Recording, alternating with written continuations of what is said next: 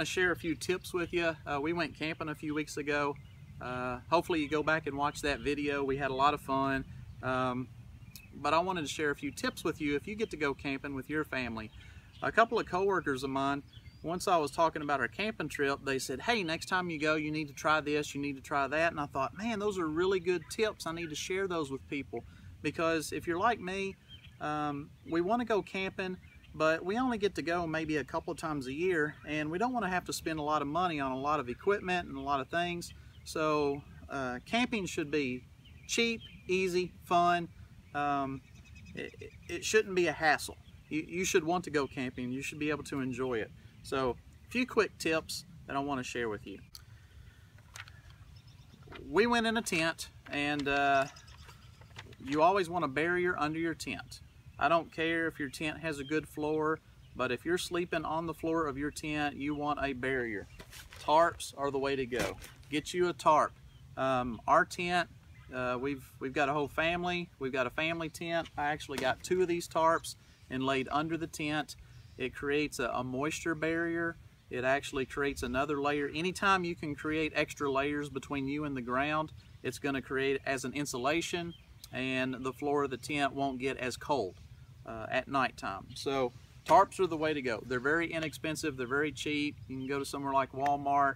If you got a Harbor Freight nearby, you can get tarps almost free at Harbor Freight. So that's just one quick tip. Use tarps. You could also use one as a rain fly, or tie it up over the top of the where you're eating, your picnic table or something like that. So always have tarps nearby. You can do anything with a tarp. You could actually use it as a duffel bag if you needed to carry stuff in and out. So also, I like air mattresses because sleeping on the ground, I used to love it, but now I wake up pretty sore. I guess I'm getting old. I don't like to rough it as much as I used to. That's just me. But anyway, air mattresses can get very expensive, and if you're like our family, we've had terrible luck with air mattresses. You buy an air mattress, you use it a couple times, and then it won't hold air anymore. You try to patch them, it's still, just air mattresses, to me, they're a headache.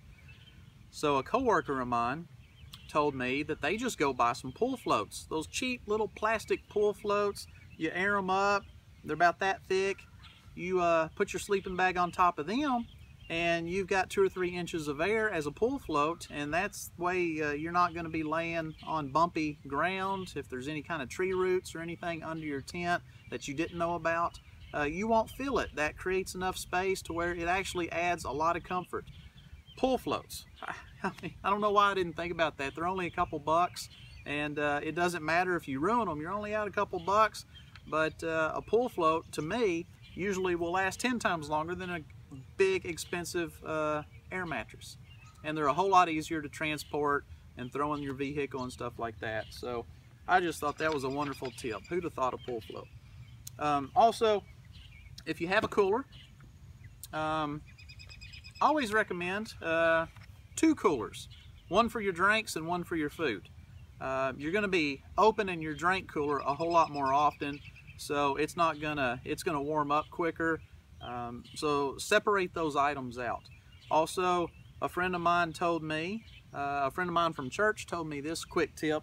If you put your cooler in a freezer, we have a deep freeze, so I put my cooler in the deep freeze and let it cool down for a couple of hours before we went camping. That way, if this cooler is already at ice temperature, it's not going to melt the ice or the drinks inside as quickly. Also, if you want to freeze a couple of water bottles or a milk jug full of water and freeze that and put inside your cooler, frozen water bottles and stuff, that will last longer inside the cooler than bags of ice. Everybody knows about the ice melting and you have to drain the water out.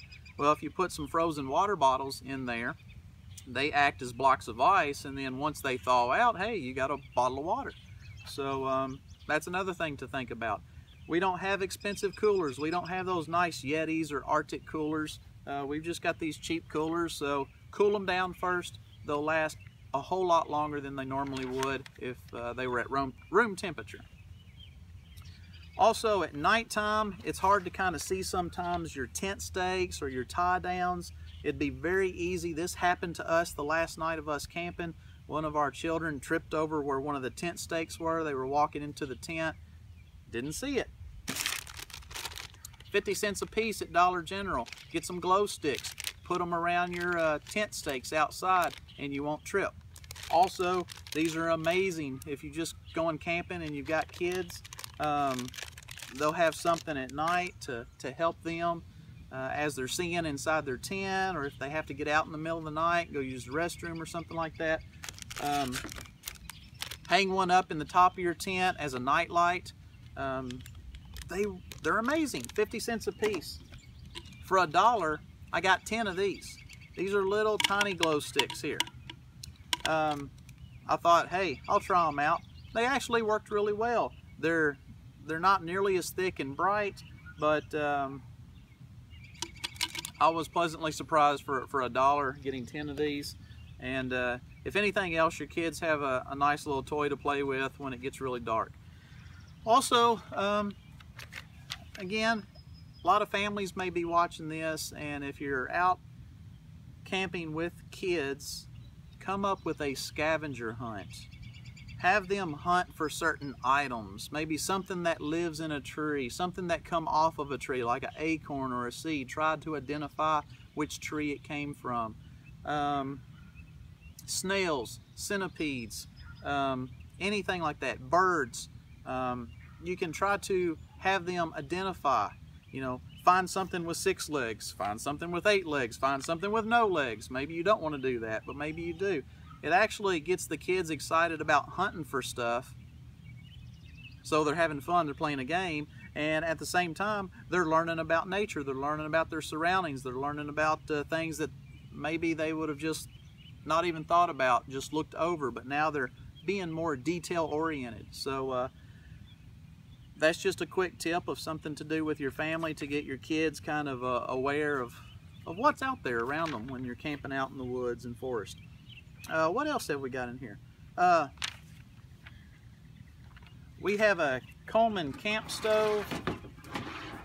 Now, this is a cool camp stove. You open it up. It's got some heat shields.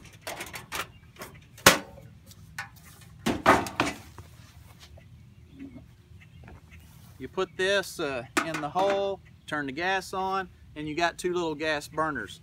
This is a wonderful, wonderful piece of equipment for camping. But we're trying to talk about how to save money and do things cheap. I can't even remember where I got this. I think my dad picked this up at a yard sale over 20 years ago. And it still works perfect. He just stored it in his junk in the back of his garage, and one day I saw it and he said, yeah, if you want it, take it. So this was basically free. Many of you may have friends, family, neighbors that have camping gear. Maybe you need to borrow a tent or some camp chairs like what I'm sitting in now, camp chairs, sleeping bags, stuff like that, a cooler. You don't have to go to one of the big sporting, you don't have to go to Cabela's or Bass Pro Shop. You go in those stores, those things look awesome. When I go in there, I've got to really learn some self-control because I want to buy a lot of that cool stuff. There's some neat stuff that I really want, but I don't really need, and I will use a lot of money. So we're trying to think of doing things cheap. So get camping gear at yard sales. Borrow camping gear from friends and family. You don't have to spend a lot of money. Again, you don't want camping to be a burden. You want camping to be fun and enjoyable, easy and simple. So you can get some nice camping gear without having to go to the store and paying a lot of money for it. So I guess another tip is firewood. If you're traveling far away to go camping, you may not be allowed to bring firewood from where you live. They don't want certain beetles and bugs and stuff to be transported to other areas because of firewood. So have a plan. If you're going to have a campfire and cook on it or anything like that, if you can, if you're camping locally, gather up firewood and take it with you. Usually if you're going to go to a campground area, the firewood that's for sale around in that area is going to be very expensive.